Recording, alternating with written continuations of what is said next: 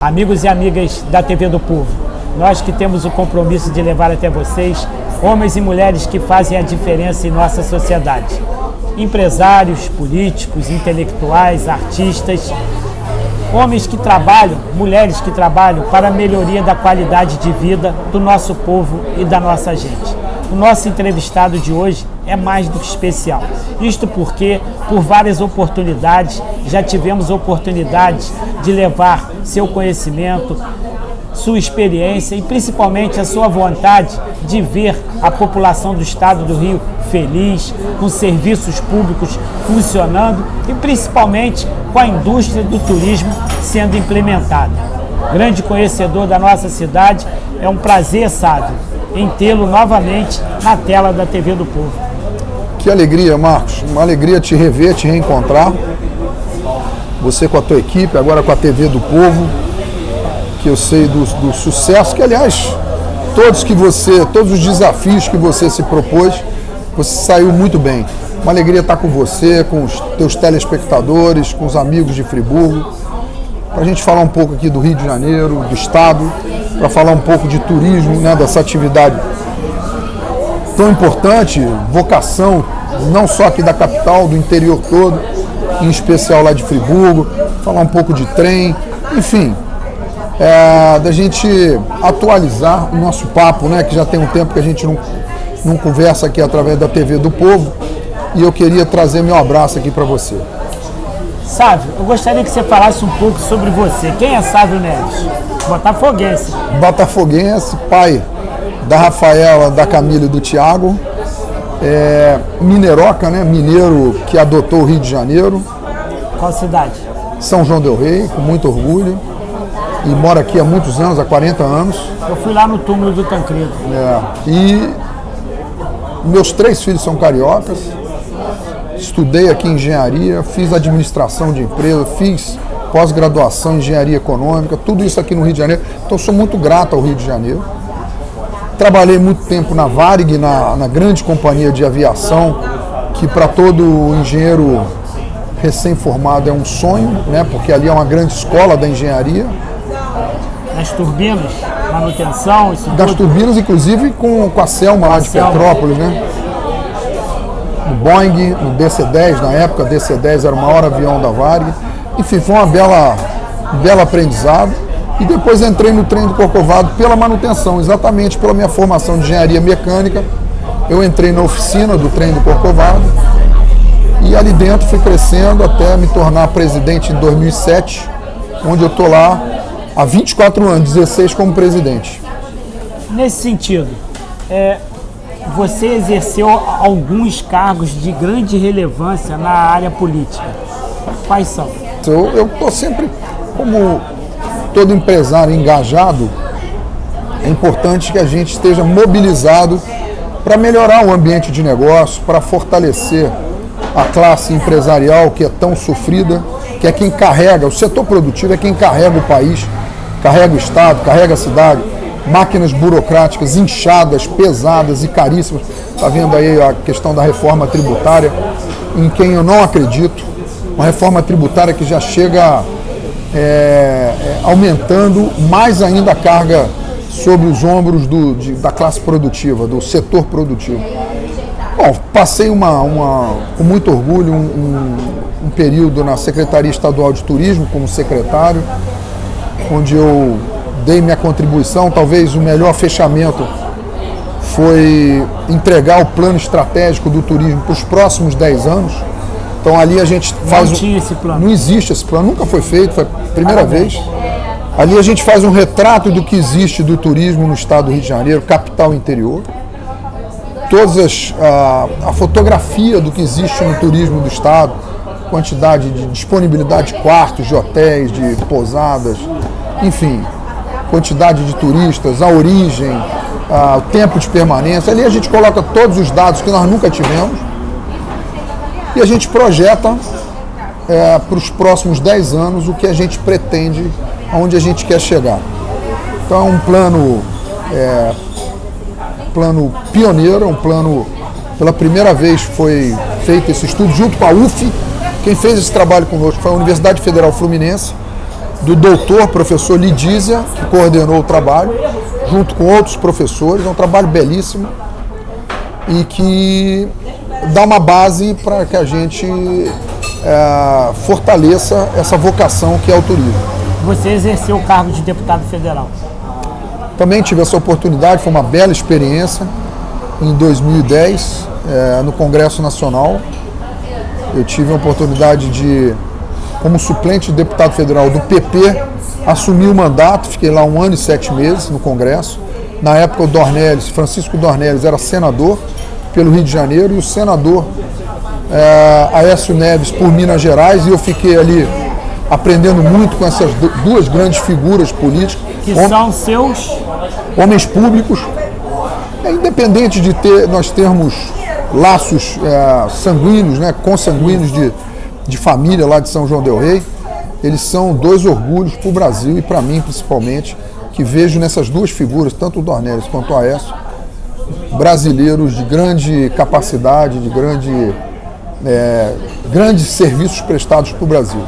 Ambos contribuíram para que você pudesse implementar essa importante e até então inédita ação com relação a ter um projeto, ter um calendário turístico para o estado do Rio de Janeiro? Sem dúvida nenhuma, sem dúvida nenhuma. São duas pessoas que enxergam no turismo uma locomotiva econômica do Brasil e principalmente aqui no Rio de Janeiro. O Dornelles logo depois virou governador e me cobrava muito isso, mesmo na área privada ainda, e depois eu, como secretário, já na gestão pública, ele me apoiava e me ajudava muito. Então um calendário de eventos, Rio de Janeiro a janeiro, de mega eventos, do tamanho de um carnaval, do tamanho de um Réveillon, do tamanho de um Rock in Rio, cobrindo o ano inteiro e ancorando a dinâmica do turismo em cada um dos meses do ano. Isso é fundamental para fortalecer o turismo, não só na capital, trazendo também impacto no interior. A sua resposta nessa pergunta, você começou com a palavra a locomotiva. Qual o significado do trem na sua vida, para o turismo, para o estado do Rio de Janeiro, para o Brasil e para o mundo? Marcos, você me conhece há muito tempo, você sabe dessa minha bandeira. Eu defendo os trens como o principal modal de transporte para o Brasil, para o Rio de Janeiro. Então nós o Brasil andou muito para trás. Tivemos lá na década de 50, quase 50 mil quilômetros de trilhos. Hoje tem um pouco mais de 27 mil, quase metade. Então acabaram com os trens de passageiros. o Juscelino Kubitschek trazendo... Acabaram com os trens turísticos, os trens de passageiros, e o pouco que existe hoje são os trens de carga. O que aconteceu que lá na década de 50, um dos meus ídolos da política, o Juscelino Kubitschek, JK mineiro, trazendo aquela onda desenvolvimentista, ele, equivocadamente, ele optou pelo modal rodoviário em detrimento do ferroviário. Então ele, para desenvolver o rodoviário, ele entendeu que seria importante acabar com o ferroviário. Isso é um grande equívoco, quando as grandes potências, a Europa toda, os Estados Unidos e a própria Argentina aqui do lado, conseguiu desenvolver os dois modais, desenvolveu o rodoviário sem perder o tamanho, a força e a qualidade do fundamental transporte ferroviário de passageiros. Então isso o Brasil paga um preço muito grande, muito alto, por esse sucessivo equívoco, que começou com o JK, mas todas as outras administrações centrais, todos os outros presidentes da República, desde JK, mantiveram essa decisão equivocada de exterminar a ferrovia. E hoje a gente paga esse preço, ficando refém da rodovia, ficando refém do transporte aéreo, que quando entra em colapso coloca toda a população presa, enfim, sem a mobilidade necessária, e da mesma forma a rodovia, com as suas estradas mal conservadas, colocando o Brasil, o tal do custo Brasil, sem competitividade no transporte de mercadoria e de passageiros. O Tancredo ganhou, não teve oportunidade de governar. O Aécio quase chegou. Ambos são de São João del Rei, onde tem aquele trem que desce até Tiradentes. E por essa tradição, se eles tivessem tido essa oportunidade, você que os conhece bem, você acha que eles poderiam ter mudado esse modal de transporte do país? Eu não tenho dúvida nenhuma, porque todo mineiro tem um trem na veia. Lá em Minas Gerais também, né? Lá em Minas Gerais, quando cai um cisco no olho, a gente fala que é um trem no olho, porque o trem é um símbolo de Minas Gerais. A Maria Fumaça, o apito da Maria Fumaça, ela emociona os mineiros. Então eu não tenho dúvida nenhuma que, pela importância do modal ferroviário e pela tradição do trem, da ferrovia, da Maria Fumaça para Minas Gerais, eu não tenho dúvida nenhuma que esses mineiros, esses grandes mineiros, Tancredo e Aécio, teriam dado a devida importância à ferrovia. O trenzinho do Corcovado, aquela importante conceituado local turístico do nosso país, conhecido mundialmente. A gente sempre ouve artistas de Hollywood, grandes políticos, grandes celebridades do mundo se referir ao Brasil com relação ao Corcovado. Como é que administrar, se não é o mais importante, ponto turístico, maneira de se levar o turista em nosso país, conhecido mundialmente? É isso, Marcos. O Cristo Redentor é uma das 7 maravilhas do mundo, eleita em 2007, 7/7 de 2007, uma das novas 7 maravilhas do mundo, junto com Petra na Jordânia, Chichén Itzá no México, Machu Picchu aqui no Peru, enfim, a Pirâmide de Gizé do Egito, a Muralha da China. São 7 grandes obras da humanidade que foram perpetuadas nessa eleição da Unesco, da agência da ONU, e o Cristo Redentor é o primo mais novo dessas 7 obras, porque ele tem pouco mais, tem 90 anos de idade. Tudo isso que eu falei tem uns que são milenar, como é a questão da Muralhas da China. Então é uma honra, um privilégio enorme trabalhar nesse equipamento mundialmente conhecido, reconhecido, e especialmente aqui para o carioca, para o brasileiro, que tem no Cristo Redentor, né, não só o seu símbolo maior turístico, mas também um símbolo que é religioso, que emite paz para todas as religiões, para todas as pessoas, de todos os credos, todas as raças, todas as línguas. Enfim, eu acho que o Cristo Redentor ele simboliza essa união e o espírito carioca através na sua forma dos braços abertos. Números. O Cristo Redentor recebe mais de 3 milhões de pessoas por ano. 3 milhões. Uma parte pelo trem e outra parte pela rodovia, pelas vans. E ainda tem gente que vai a pé e de bicicleta. Então é o maior equipamento, é o mais visitado do Brasil, disparado. Para você ter ideia, o Pão de Açúcar recebe 1,4 milhão. É menos da metade. Menos da metade. O Cristo Redentor é disparado o equipamento mais visitado do Brasil. Os trens são quantos? Cabem quantas pessoas? São 6 trens com a capacidade de 150 pessoas, 600 pessoas por hora. E nesse sentido, funciona de que hora até que hora? Começa às 8 da manhã e vai até às 8 da noite, ininterruptamente, 365 dias por ano. Começa ali na porta de entrada, na estação do Cosme Velho, e termina no alto do Corcovado, a 710 metros de altura, aos pés do monumento, que tem 80 metros de altura. Nesse sentido, você, além de ser deputado, foi deputado federal, você também exerceu, conforme tão bem dito, a Secretaria de Estado do Turismo como reconhecimento da sua experiência, capacidade e a sua preocupação em viabilizar essa indústria para o nosso estado. Você conhece bem a cidade de Nova Friburgo, já estive com você várias vezes lá, e assim, quando não foi, sempre chega a notícia que o Sávio está presente na cidade. O Heródoto chegou a ganhar uma eleição como bandeira de se implantar um trem na cidade. Como é que você vê, falando especificamente lá para a região, a gente pega hoje Petrópolis, Teresópolis, Friburgo, Macuco, Conceição de Macabu, aquela região toda, a televisão e através das redes sociais o mundo. Eu queria que você pudesse, com a sua experiência, pudesse fazer uma avaliação da questão do trem, que ligava o Rio de Janeiro a Friburgo, e essa questão do Heródoto, que queria colocar um trem do Cascatinha a Rio Grandinho.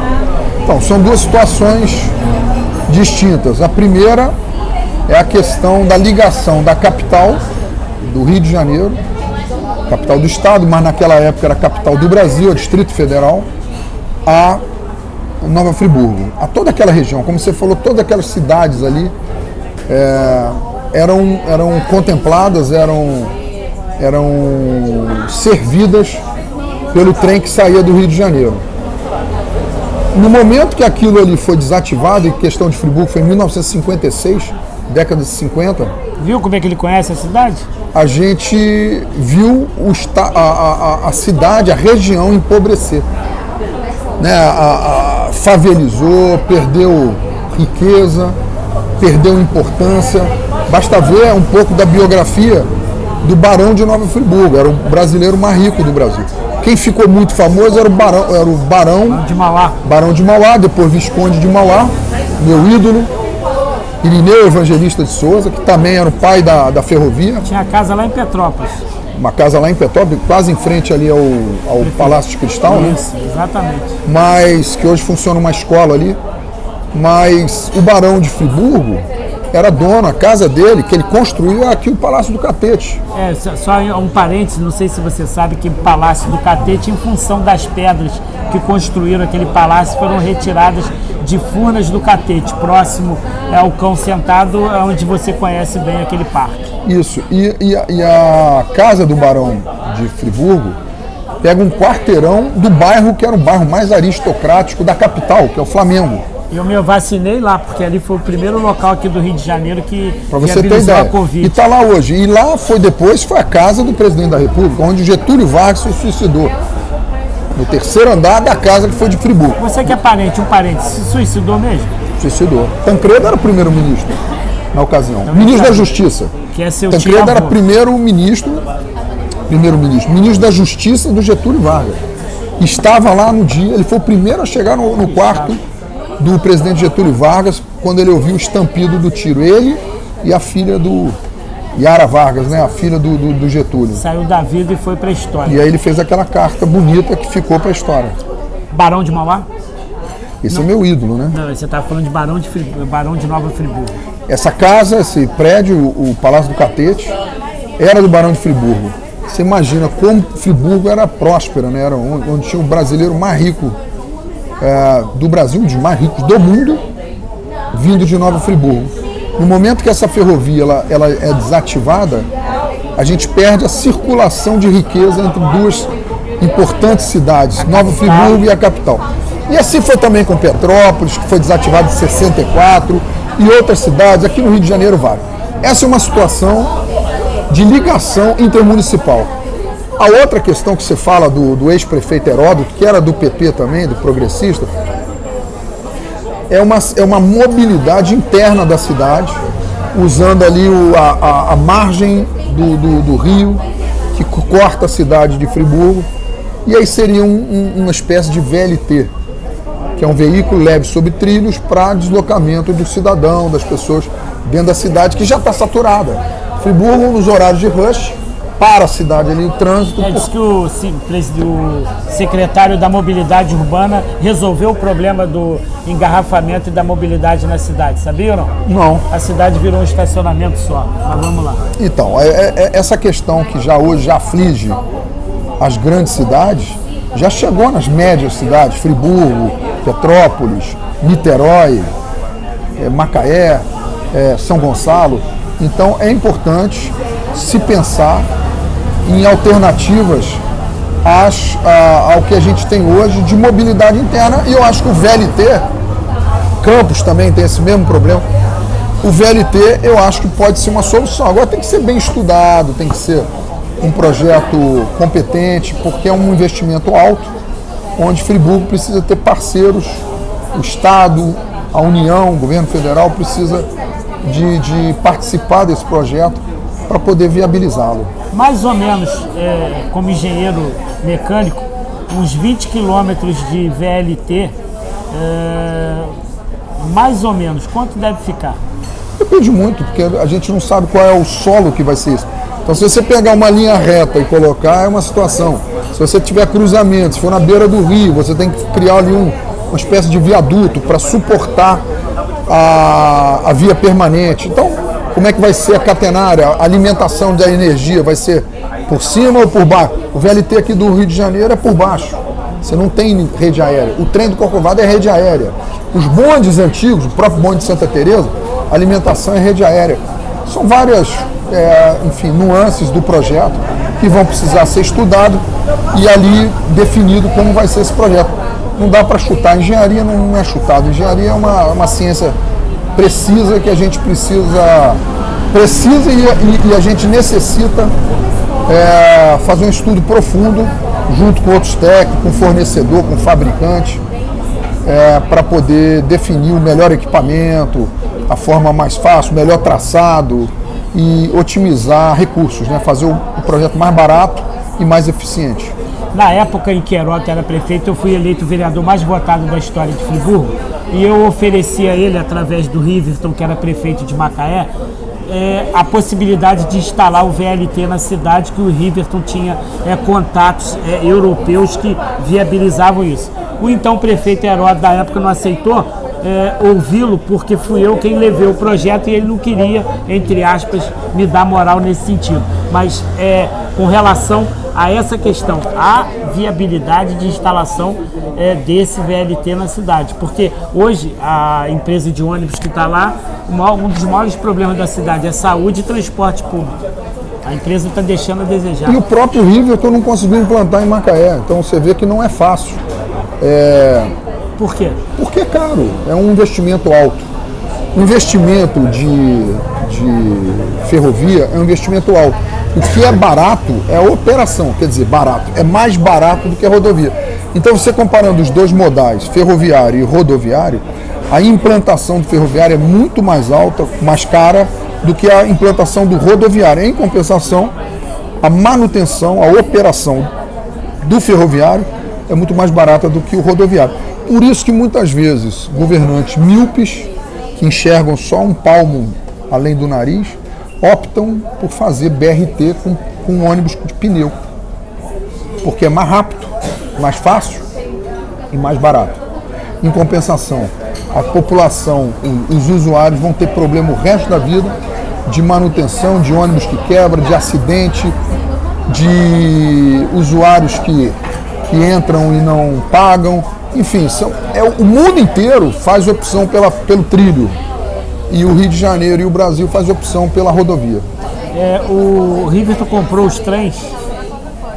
O Riverton comprou os trens, sucateou, está lá até hoje, lá, largado lá num Mas pátio. o erro foi o quê? Foi a escolha? Primeiro ele tinha que investir no trilho, depois no trem, Claro, comprou o trem, depois... A última coisa do projeto é comprar o que a gente chama de material rodante, que são os trens.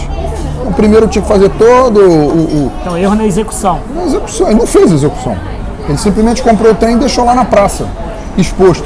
Quando, na verdade, era a hora que ele tinha que chegar no final com os trens e já entrar no trilho e já colocar para funcionar. Eu sempre tenho a oportunidade de filmá-lo na Sapucaí. União da Ilha, qual o significado dessa importante e conceituada agremiação carnavalesca para você? Toda, né? Azul, vermelho e branco do meu coração, a União da Ilha.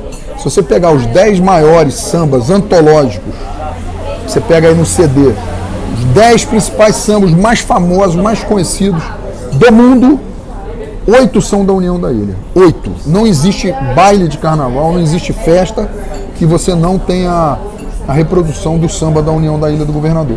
Então essa é a escola do meu coração, é a escola que tem a melhor quadra. É do pai do Ito Melodia, aliás, um abraço pro Ito. Ito é meu amigo, sempre... Haroldo Melodia. Era ele? Haroldo Melodia, foi o nosso intérprete lá há muitos anos, vitorioso. Então, mas esses sambas Lindo, eram querido.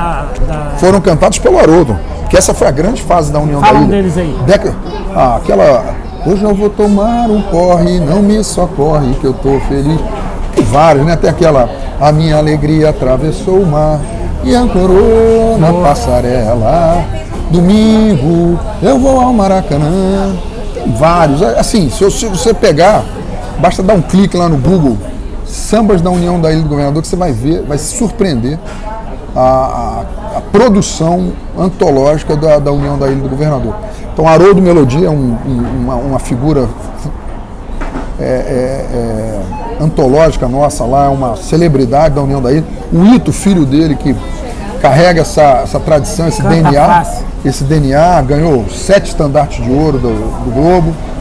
E outros que estão lá, artistas, mestre Sala Porta-Bandeira, mestre de bateria, rainha de bateria. Rainha do Carnaval, que eu comissão de você, frente. que era de lá, né? Também aquela era de morena, lá. como é que é o nome dela? Aquela bonita, grandona, acho que é a mais bonita aí da história das A União rainhas. da Ilha sempre teve as meninas mais bonitas. A Ilha do Governador tem a tradição de ter as mulheres mais bonitas do Rio de Janeiro, né? Então são todas que... Vamos mudar pra lá, pô. Espetacular. Niterói tem essa tradição, a Ilha do Governador tem essa tradição, Meia tem essa tradição. Então, a União da Ilha é minha casa, onde hoje eu sou vice-presidente da União da Ilha, né? O presidente é o Ney Filardes, fomos eleitos em abril. Ele presidente, eu vice-presidente, eu colaboro e ajudo dentro da minha possibilidade, do meu tempo, com a minha escola do coração. A gente sabe que você está com muitos compromissos. Aliás, hoje tem um evento lá que eles estão te aguardando, né? Estou Qual é o indo para lá evento agora. hoje? Hoje é o dia da entrega dos sambas enredos para o carnaval do ano que vem, que vai falar sobre racismo. Os que vão disputar? Os que vão disputar. São quantos? São 18 que deram entrada. Desses 18 vai sair um, que vai ser o nosso hino na Sapucaí. Então, dessa safra de 18 sambas que hoje serão Hoje entregues. eles cantam, interpretam. Hoje não, hoje só entrega. E na semana que vem faz a defesa com Os 18 os vai ser 18. dividido. Então, os 18 direto, é uma maratona. E quem escolhe? Aí tem uma comissão, tem uma comissão de 5 pessoas, o presidente, eu e mais 3, o carnavalesco, o diretor de harmonia, o diretor da escola de carnaval, todo mundo, cada um dá seu palpite e a gente chega lá num consenso da escola, do hino, do samba, que vai defender a escola na avenida em 2024. A gente sabe desses seus compromissos. Eu gostaria que você pudesse explicitar, e já chegando ao final da nossa entrevista, com relação a turismo, essa indústria em nossa cidade e região. Quais são os conselhos que você passaria para o prefeito, você passaria para as autoridades da nossa região? Aliás, eu quero mandar um abraço para o Renan, que é o secretário de turismo da cidade. É uma grata surpresa dentro de um governo que poucas coisas estão dando certo, mas o Renan é uma pessoa que tem se notabilizado pela sua capacidade, pela sua humildade, principalmente experiência e competência na execução do turismo de nossa cidade. O problema é que turismo é promoção, promoção e promoção. E para fazer um trabalho bem feito, tanto no Estado, quanto no nos municípios, quanto lá no Ministério do Turismo, em Embratur, você precisa investir dinheiro em promoção.